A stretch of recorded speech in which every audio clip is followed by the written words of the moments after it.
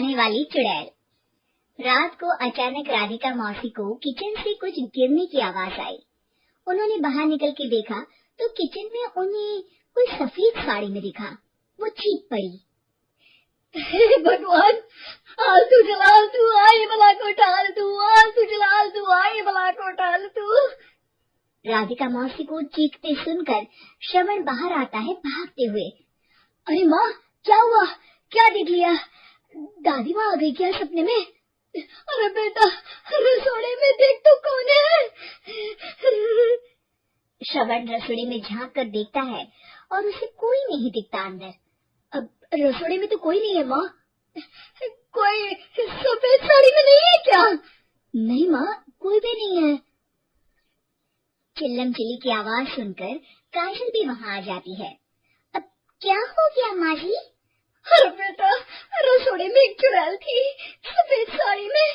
अरे क्या कर रही थी वो अंदर? अरे बताया नहीं, कल आएगी ना तो पूछूंगी। चुड़ैल जी, आपका क्या प्लान है?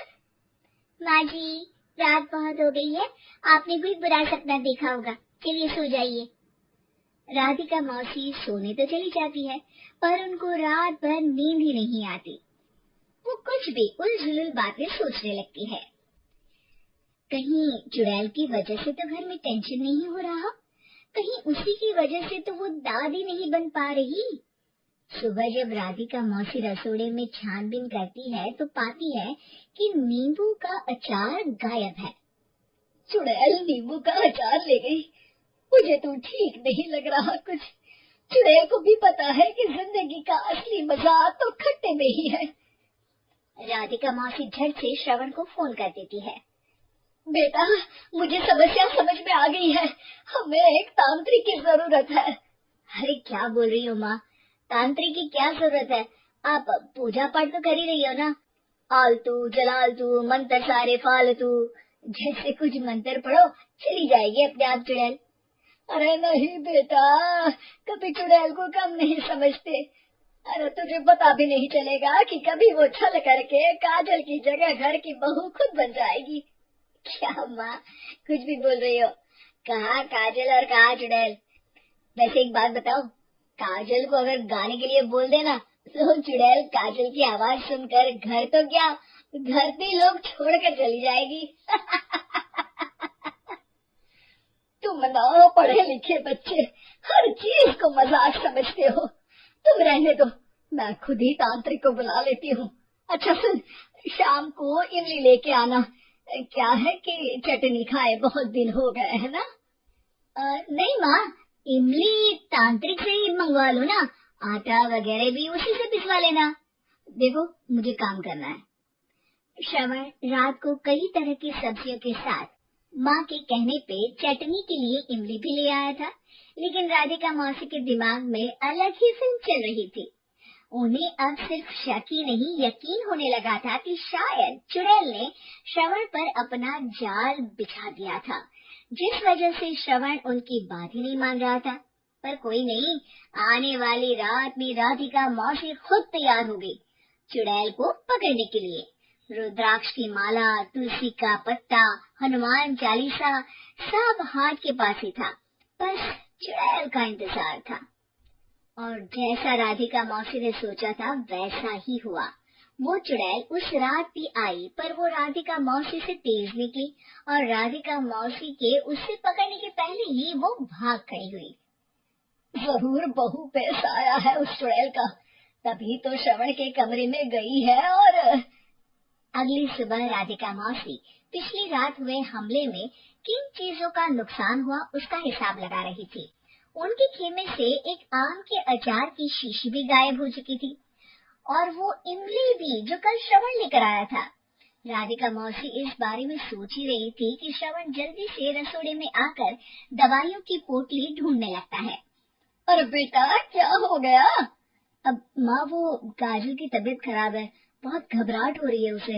हे भगवान, मैंने पहले ही कहा था कि तांत्रिक को बुला लेते हैं, पर नहीं, अब देखो उस चुड़ैल ने काजल को अपने वश में करना शुरू भी कर दिया है।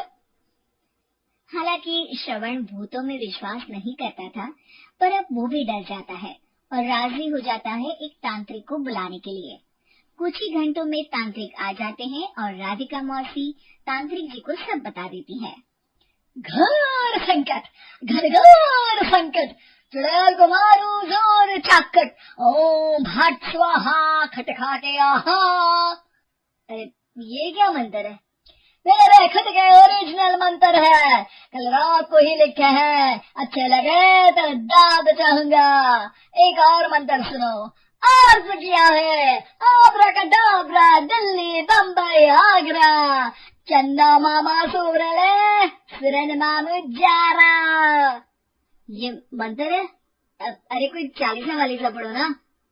वक्त कम है, 40 नहीं पड़ेंगे, 20-25 में काम चलाना पड़ेगा। अलग निरंजन जाके लंदन, मुफ्त का मंजान घिस मेरे नंदन। अरे जल्दी करो तांत्रिक जी, जल्दी करो। तांत्रिक अपने उल झलूल मंत्र पढ़ने लगता है। श्रवण को तांत्रिक पे शक होता है। वो अपने डॉक्टर दोस्त को कॉल कर देता है ताकि कोई अनहोनी हो तो इमरजेंसी में चीजें मैनेज हो जाए। तांत्रिक धुनी रमाता है जिसकी वजह से कमरे में काफी धुआं हो जाता है और जिसकी वजह से बहू की घबराहट बढ़ जाती है। अब भागेगी चुड़ैल। हाँ। बहू खांसते हुए धुएं से बचने के लिए बाहर चली जाती है। अरे भाग रही है, भाग रही है। पीछे पीछे श्रवण भी जाता है। बहू एक सोफे पर बैठ जाती है। तभी डॉक्टर दोस्त आ जाते हैं और श्रवण को पानी लाने के लिए कहते हैं। थोड़े चेकअप के बाद डॉक्टर कहते हैं, मेरे हिसाब से जाप का काम पूरा हो गया है। क्या मतलब? अरे कुछ भी नहीं माँ, कोई चुड़ैल नहीं है, खुशखबरी है, अब दादी बनने वाली है। मगर वो सब अचार के डब्बे। श्रवण दोनों अचार के डब्बे अपनी माँ को दिखाता है जो कि उनके बिस्तर के नीचे छुपे हुए थे। हाँ, आपने सही बोला था माँ, वो चुड़ैल काजल ही थी जो खट्टा खा रही थी। हमें कल ही पता चला, पर हमने आपको ये तांत्रिक वाला काम करने दिया ताकि आपको भरोसा हो जाए कि भूत वगैरह कुछ होता ही नहीं। अच्छा अच्छा, ये तो बड़ी खुशी की बात है, पर बेटा मुझे एक झाड़ू तो ला दे। क्यों माँ? ये तांत्रिक का भूत उतारती हूँ मैं। अब तांत्रिक राधा मौसी के डर से घर से भाग निकलता है और राधा मौसी उसके पीछे भागती है। अरे संकट ये घनघोर है, तांत्रिक मुआ चोर है।